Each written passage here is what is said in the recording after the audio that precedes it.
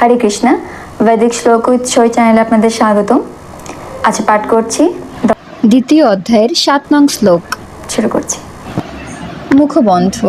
ওং অজ্ঞানতিমিরন্ধস্য জ্ঞানাঞ্জনশলাকয়া চক্ষুরুন্মিলিतं যেন তস্मै শ্রীগুরুবে নমঃ।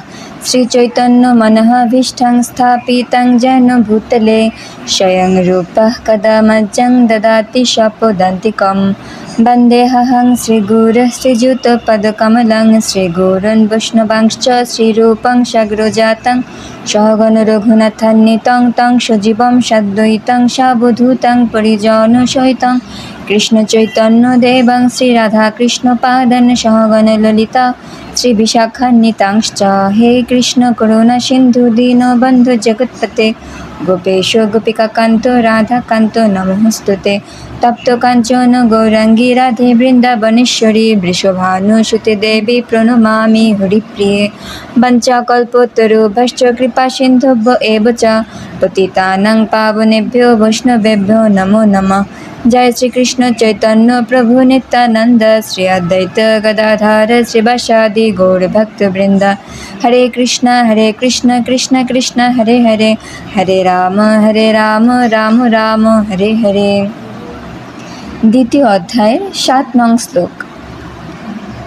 कर्पण्य दोषोपहत स्वभाव पृच्छामि तं धर्मसम्मुरचेता यश्रेयो सन्निश्चितं ब्रूहि तन्मे शिष्यस्तेऽहं साधिमं तं प्रपन्नम्।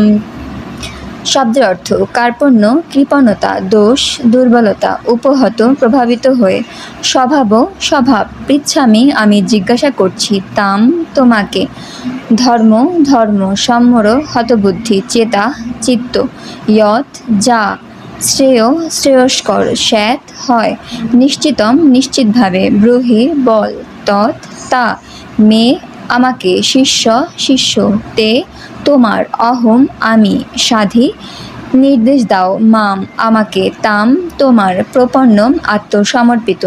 অনুবাদ: কার্পণ্যজনিত দুর্বলতার প্রভাবে আমি এখন কিংকর্তব্য বিমূঢ় হয়েছি এবং আমার কর্তব্য সম্বন্ধে বিভ্রান্ত হয়েছি। এই অবস্থায় আমি তোমাকে জিজ্ঞাসা করছি, এখন কি করা আমার পক্ষে শ্রেয়স্কর তা আমাকে বলো। এখন আমি তোমার শিষ্য এবং সর্বতোভাবে তোমার শরণাগত, দয়া করে তুমি আমাকে নির্দেশ দাও। তাৎপর্য: প্রকৃতির প্রভাবে জড়জাগতিক কর্মচক্রের দ্বারা মোহাচ্ছন্ন হয়ে সকলেই হতবুদ্ধি হয়ে পড়ে। জীবনের প্রতিটি পদক্ষেপে আমরা এই কিংকর্তব্য বিমূঢ়তা অনুভব করি। তাই আমাদের সত্যদ্রষ্টা সদ্গুরুর শরণ নিতে হয় এবং তিনি আমাদের জীবনের প্রকৃত উদ্দেশ্য সাধন করবার পথে পরিচালিত করেন। আমাদের অনাকাঙ্ক্ষিত জীবনের জটিল সমস্যাগুলি থেকে পরিত্রাণ পাবার জন্য সদ্গুরুর শরণাপন্ন হওয়ার উপদেশ সমস্ত বৈদিক সাহিত্যে দেওয়া হয়েছে। জড়জাগতিক ক্লেশ হচ্ছে দাবানলের মতো, যা আপনা থেকেই জ্বলে ওঠে। এই আগুন কেউ লাগায় না। ঠিক তেমনি জগতের এমনই অবস্থা যে জীবনের কিংকর্তব্য বিমূঢ়তা আপনা থেকে আবির্ভূত হয়।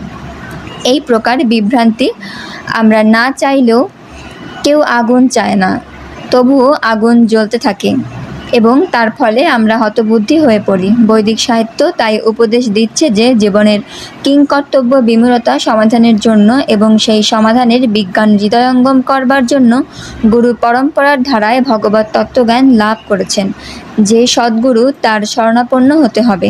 যে ব্যক্তি সদ্গুরু তিনি সর্ববিষয়ে পারদর্শী। তাই জড়জগতের মোহের দ্বারা আবদ্ধ না থেকে সদ্গুরুর শরণাপন্ন হওয়া উচিত। এটি হচ্ছে এই শ্লোকের তাৎপর্য। জড়জগতের মোহের দ্বারা আচ্ছন্ন কে? যে মানুষ তার সমস্যাগুলি সম্বন্ধে অবগত নয়, সেই হচ্ছে মোহের দ্বারা আচ্ছন্ন। বৃহদারণ্যক উপনিষদে 3:8-10 শ্লোকে মোহাচ্ছন্ন মানুষের বর্ণনা করে বলা হয়েছে, ইয়ো বা এত দক্ষরং গর্গো ভিদিত্তাস্মল লোকসাৎ প্রীতি সকৃপণ যে মানুষ তার মনুষ্য জীবনের সমস্ত সমস্যার সমাধান করে না এবং আত্মতত্ত্ব উপলব্ধি না করে কুকুর বিড়ালের মতো এই জগৎ থেকে বিদায় নেয়, সেই হচ্ছে কৃপণ। এই মানব জন্ম হচ্ছে একটি অমূল্য সম্পদ, কারণ জীব এই জন্মের সদ্ব্যবহার করে জীবনের সমস্ত সমস্যার সমাধান করতে পারে। তাই যে এই অমূল্য সম্পদের সদ্ব্যবহার করে না, সে হচ্ছে কৃপণ। পক্ষান্তরে যিনি যথার্থ বুদ্ধিমত্তা সহকারে মানব জন্মের সদ্ব্যবহার করে জীবনের সমস্ত সমস্যার সমাধান করেন, তিনি হচ্ছেন ব্রাহ্মণ। এতদক্ষরং গার্গী বিদিত্তস্মা লোকাৎ প্রৈতি সব্রাহ্মণ। যে কৃপণ সে পরিবার, সমাজ, দেশ, জাতি আদি জড় সম্বন্ধের প্রতি অত্যধিক আসক্ত হয়ে তার সময়ের অপচয় করে।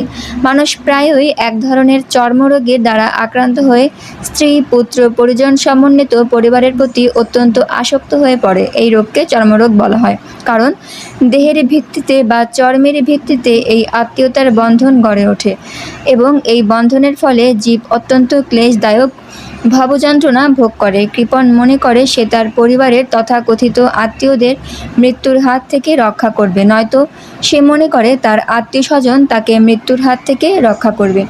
এই ধরনের পারিবারিক বন্ধন এমনকি পশুদের মধ্যেও দেখা যায়। তারাও তাদের সন্তানদের যত্ন করে। তীক্ষ্ণ বুদ্ধিমত্তা সম্পন্ন অর্জুন বুঝতে পেরেছিলেন আত্মীয় পরিজনদের প্রতি তার মমতা এবং তাদের মৃত্যুর হাত থেকে রক্ষা করার বাসনায় ছিল তার মোহাচ্ছন্ন হয়ে পড়ার কারণ।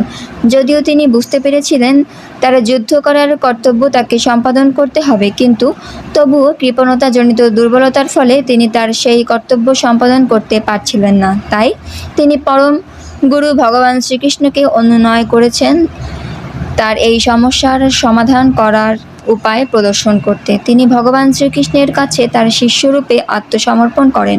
শ্রীকৃষ্ণকে তিনি তার বন্ধুরূপে সম্ভাষণ করছেন না।